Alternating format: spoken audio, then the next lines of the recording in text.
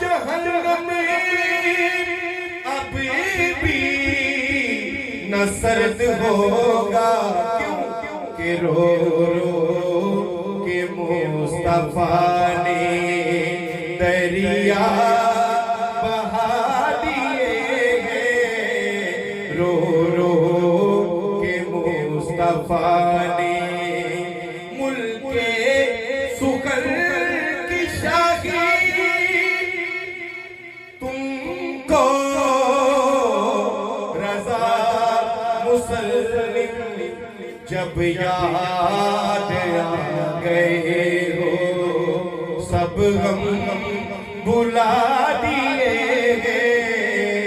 جب یاد آ گئے ہو، سب غم بھلا دیے گے، ان کی مہکنے دل کے غنچے کھلا دیے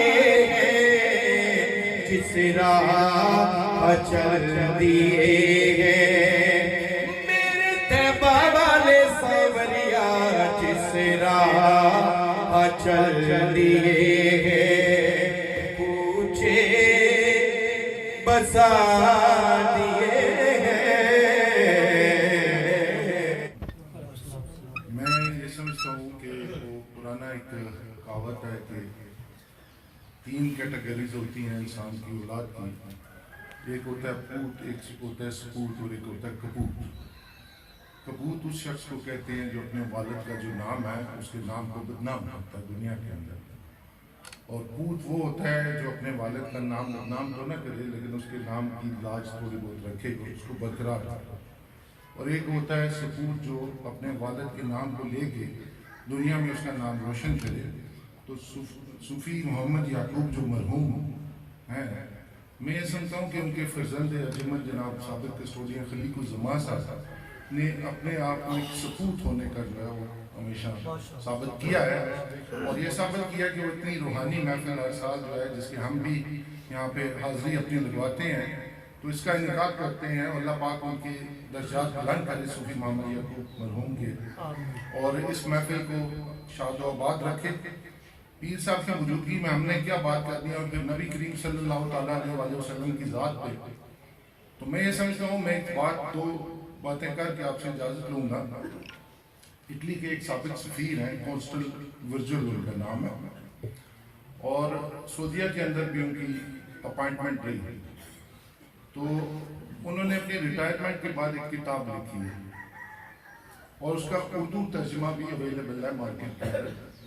اور دنیا کی بہترین کتابوں میں وہ شامل ہے۔ اور آپ امیجن کریں کہ جہاں پہ نبی کریم صلی اللہ تعالیٰ علیہ وسلم کا نام جو ہے کسی بھی کتاب کے ساتھ کسی بھی شخصیت کے ریفرنس جو ہے اس کے طور ان کا نام جو ہے وہ ان کے نام کے ساتھ جڑے ہیں، تو اس شخصیت کا جو ہے وہ پرتو اس کی ریفلیکشن جو ہے اور اس کی ڈائمینشن جو ہے اس کا آپ امیجن نہیں کر سکتے۔ تو وہ یہ لکھتے ہیں کتاب کے اندر کہ میں نے عربی جو ہے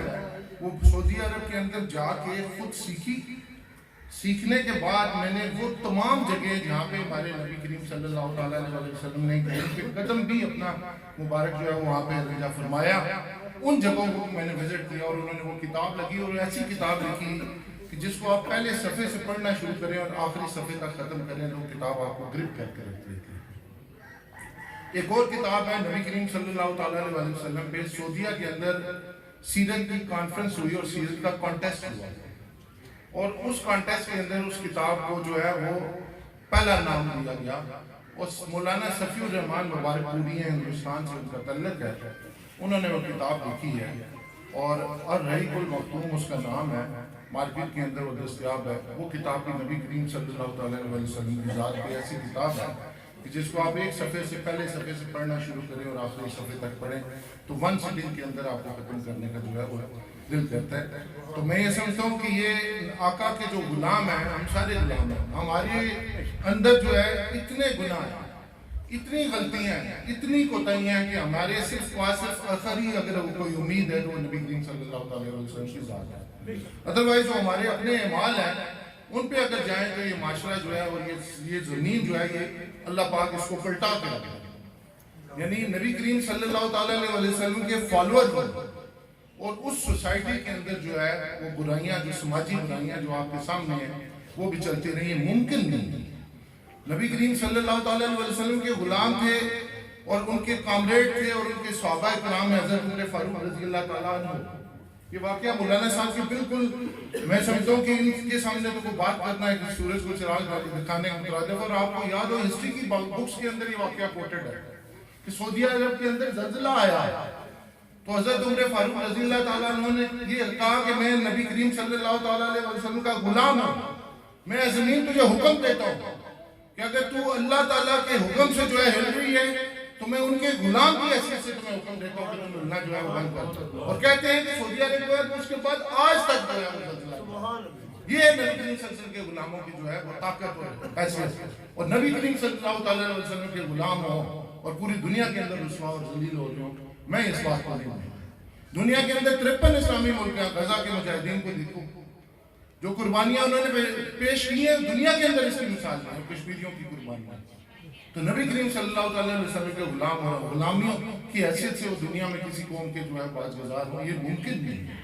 اس لیے ہمیں اپنے آپ کو ریویو کرنے کی ضرورت ہے، اور یہ جو محفل انعقاد کی جاتی ہے، کسٹوڈین صاحب یہ محفل ہر سال جو سجاتے ہیں یہ اس لیے سجاتے ہیں کہ ہماری تربیت ہو۔ میں اسی بات پہ اپنی بات جو ہے وہ ختم کرتے ہوئے آپ سے اجازت چاہتا ہوں۔ مولانا صاحب کی جو ہے قیمتی باتیں جو ہیں وہ ہم سنیں گے انشاءاللہ۔ اللہ پاک جو ہے ہم ساروں کو جو ہے وہ اللہ پاک نبی کریم صلی اللہ علیہ وسلم کے اسوہ